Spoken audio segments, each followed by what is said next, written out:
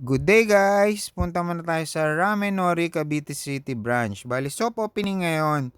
Located lang siya 216 Juan Tomas Street, Dalahican, Cavite City. Bali, yung pwede rin kayo mag-park sa loob. Maluwang yung parking nila. Kami sa main road na kasi kanina may event din sila sa baba eh. Bali, pinaparent din pala yung first floor nila dito, yung swimming pool.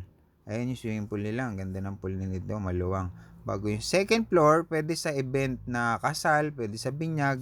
Ito yung third floor, ito yung ramen house nila. Ito nga pala yung kitchen nila, tsaka yung mga crew. Ayan, mababait yung mga crew nila. Oh. Ang may-ari nga pala si Ma'am Apple, tsaka si Kuya Jonel.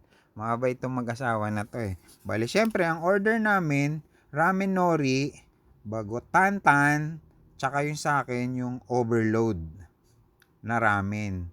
Meron din kaming order na karage. Chicken siya. Ayun may kasama rin siyang coleslaw sa gilid. Tsaka yung gyoza na 4 pieces. Syempre, taste test na si Biel. Tinikman na yung sabaw. Ayan nilagay niya pa ng itlog. Oh, sarap daw ng sabaw panalo, sabi ni Biel.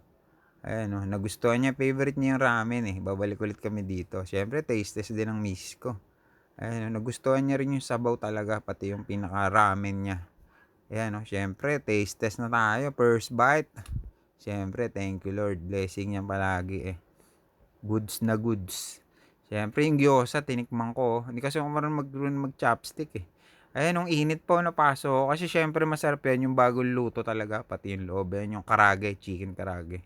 Panalo rin chicken karage. Mainit pa yung loob. Ito nga pala yung nila, FB page na yung sa venue tsaka sa resort nila. Ito nga pala yung sa Ramen Nori Cavite Branch. Thanks for watching.